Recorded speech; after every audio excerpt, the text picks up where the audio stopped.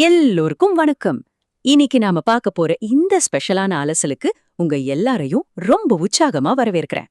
இன்னைக்கு ரொம்பவே சுவாரஸ்யமான, அதே சமயம் நம்ம எல்லாருக்கும் ரொம்ப தேவையான ஒரு விஷயத்தை பத்தி பேச போறோம். அதுதான் ஏஐ ஃப்ளூவன்சி, அதாவது ஏஐ சரளத்தன்மை. இவ்ளோ நாளா நாம ஏஐய வெறும் ப்ராம்ப்ட் இன்ஜினியரிங் அப்படிங்கிற ஒரு குறுகிய வட்டத்துக்குள்ள மட்டும்தான் பார்த்துட்டு இருக்கோம் இல்லையா? ஆனா அந்த மாயையிலிருந்து வெளியே வந்து ஏஐய எப்படி நம்மளோட ஒரு நம்பிக்கையான, ஆக்கப்பூர்வமான சிந்தனை பங்காளியா மாத்துறது அப்படிங்கறத ஆந்த்ரோபிக் நிபுணர்களோட தரவுகள் மூலமா இன்னைக்கு நாம முழுமையா அலச போறோம். ஸ்டூடெண்ட்ஸ், உங்ககிட்ட நான் நேரடியா ஒரு கேள்வி கேட்க விரும்புறேன். நீங்க எப்போதாவது ஏஐ கிட்ட ஒரு கேள்வி கேட்டுட்டு அது கொடுத்த பதில பார்த்து செம கடுப்பா இருக்கீங்களா? இல்லனா உங்களுக்கு என்ன வேணும் அப்படிங்கறத அதுக்கு சரியா விளக்க முடியாம திணறி இருக்கீங்களா? முக்காவாசி நேரம் நாம ஏஐய ஒரு சாதாரண ஸ்பெல் செக்கர் மாதிரியோ இல்லனா ஒரு கால்குலேட்டர் மாதிரியோ தான் யூஸ் பண்றோம். ஆனா உண்மை என்னன்னா, ஏஐயால என்னவெல்லாம் செய்ய முடியும் அப்படிங்கிறதுக்கும் நாம அதை எவ்வளோ சாதாரணமாக பயன்படுத்திட்டு இருக்கோம் அப்படிங்கிறதுக்கும் நடுவுல ஒரு பெரிய இடைவெளி இருக்கு. அந்த இடைவெளி எப்படி குறைக்கிறது, அதை எப்படி உங்களோட பெஸ்ட் பார்ட்னரா மாத்துறது அப்படிங்கிறது தான் இன்னைக்கு நாம கத்துக்க போறோம். சரி, வாங்க உள்ளே போகலாம். இன்னைக்கு நாம பார்க்க போற 5 முக்கிய விஷயங்கள் இதுதான். முதல்ல ஏஐ சரளத்தன்மைக்கான அறிமுகம். 2வது ஜெனரேட்டிவ் ஏஐக்கு உள்ள என்ன நடக்குதுன்னு பாப்போம். 3வது அது கூட ஒத்துழைக்கிற 3 வழிகள். 4வது 4Ds கட்டமைப்பு. அப்புறம் கடைசியா ஏஐ டெலிகேஷன்ல எப்படி நிபுணத்துவம் பெறதுன்னு பார்க்க போறோம். பகுதி 1. ஏஐ சரளத்தன்மை அறிமுகம், பயனுள்ள ஒத்துழைப்பிற்கான அடித்தளம். ஏஐ சரளத்தன்மை அப்படிங்கிறது இன்டர்நெட்ல கிடைக்கிற ஏதோ டாப் 10 ப்ராம்ப்ட்களை மனப்பாடம் பண்றது கிடையாதுங்க. அது ஏஐ கூட ரொம்ப பாதுகாப்பாவும் திறமையாவும் வேலை செய்யறதுக்கான ஒரு அடிப்படை புரிதலை வளர்த்துக்கிறது. பகுதி 2. ஜெனரேட்டிவ் ஏஐயின் உள்ளே லார்ஜ் லாங்குவேஜ் மாடலோட செயல்பாட்டை புரிஞ்சு கொள்ளுதல். சாதாரண பழைய ஏஐகள் மாதிரி இல்லாம இந்த ஜெனரேட்டிவ் ஏஐ கோடிக்கணக்கான கணித அளவீடுகளை வச்சுக்கிட்டு நம்ம மூளையில இருக்கிற நரம்புகள் மாதிரி செயல்பட்டு முற்றிலும் புதிய விஷயங்களை உருவாக்குது. ஒரு ஏஐ எப்படி அதுக்கான அறிவை வளர்த்துக்கிறதுன்னு இது ரொம்ப சூப்பரா விளக்குது பாருங்க. இதுல 2 முக்கியமான கட்டம் இருக்கு. முதல்ல ப்ரீ ட்ரைனிங். இதுல ஏஐ கோடிக்கணக்கான டெக்ஸ்டுகளை படிச்சு ஒரு வார்த்தைக்கு அப்புறம் எந்த வார்த்தை வரும்னு ஒரு பெரிய புள்ளி விவர மேப்பையே உருவாக்குது. 2வது ஃபைன் டியூனிங்.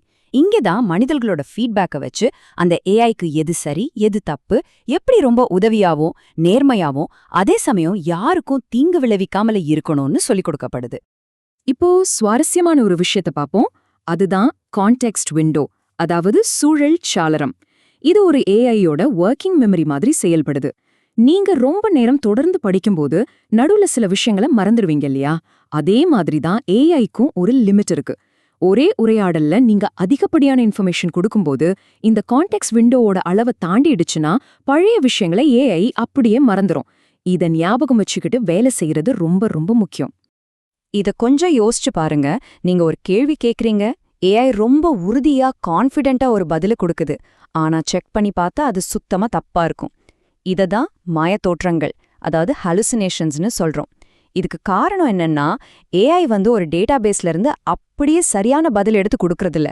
அது வார்த்தைகளுக்கான சாத்தியக்கூறுகளை வச்சு புதுசு புதுசா வாக்கியங்களை உருவாக்குது. அதனால சில சமயம் தப்பான விஷயங்களை கூட ரொம்ப கான்ஃபிடென்ட்டா உண்மை மாதிரி சொல்லிடும். அதனால நாம எப்பவுமே அதை கண்ணை மூடிக்கிட்டு நம்பிடக்கூடாது. பகுதி 3. ஒத்துழைப்பதற்கான 3 வழிகள்: ஆட்டோமேஷன், ஆக்மெண்டேஷன் மற்றும் ஏஜென்சி.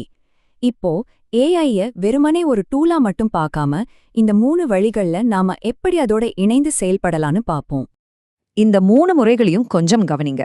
ஆட்டோமேஷன் அப்படிங்கிறது ஒரு வேலையை அப்படியே ஏஐ கிட்ட கொடுத்துடுறது, அதாவது இந்த பெரிய பாடத்தை சுருக்கி கொடு அப்படின்னு சொல்றது.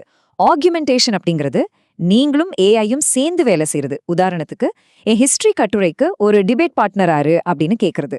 3வது ஏஜென்சி. இது எப்படின்னா, எனக்கு வர்ற மெயில்ல எது ரொம்ப முக்கியமோ அதை மட்டும் பிரிச்சு கொடுரு, தன்னிச்சையா அதையே செயல்பட வைக்கிறது. இதுல ஸ்டூடெண்ட்ஸ்க்கு ரொம்ப ரொம்ப தேவையானது ஆக்யூமெண்டேஷன் தான். உங்க அசைன்மெண்ட்ஸ்க்கு ஏஐயே ஒரு சிந்தனை பங்காளியா மாத்தும் போதுதான் உங்களோட சொந்த படைப்பாற்றல் இன்னும் பயங்கரமா லெவல் அப் ஆகும். பகுதி 4. 4Ds கட்டமைப்பு, ஏஐ கூட பேசுறதுக்கான உங்களுக்கான டூல் கிட். இந்த 4Ds அப்படிங்கிறது எந்த டெக்னாலஜி வந்தாலும் அது கூட ஈஸியா வேலை செய்யறதுக்கு உதவக்கூடிய ஒரு நிரந்தரமான வழிகாட்டி. ஒரு மோசமான ப்ராம்ப்ட்க்கும் ஒரு தெளிவான உரையாடலுக்கும் உள்ள வித்தியாசத்தை இங்க பாருங்க. இந்த 4Dsல 2வதா வர டிஸ்கிரிப்ஷன், அதாவது விவரித்தல் அப்படிங்கிறது இதுதான். எனக்கு ஒரு லோகோவை உருவாக்கு அப்படின்னு சொல்றது எந்த ஒரு பேக்ரவுண்டும் இல்லாத ரொம்ப மோசமான கமெண்ட். ஆனா எனக்கு பதில சொல்ல வேண்டாம், இதை நான் புரிஞ்சுக்கிற மாதிரி ஸ்டெப் பை ஸ்டெப்பா கத்துக்கொடு அப்படின்னு கேட்கறது தான் ஒரு பெஸ்ட் அப்ரோச். இந்த மாதிரி தெளிவான சூழலை கொடுக்கும்போது தான் அது ஒரு வெற்றிகரமான கூட்டுழைப்பா மாறுமே தவிர சும்மா கட்டளை போடுறதுனால எந்த பிரயோஜனமும் இல்ல. ஓகே, இப்போ அந்த 4 Ds என்னென்னு டக்குன்னு பாத்துரலாம். 1வது டெலிகேஷன், எந்த வேலையை நாம செய்யணும், எதை ஏஐ கிட்ட கொடுக்கணும்னு முடிவு பண்றது. 2வது டிஸ்கிரிப்ஷன், நமக்கு என்ன வேணுங்கிறத ரொம்ப தெளிவா டீட்டெயிலா சொல்றது.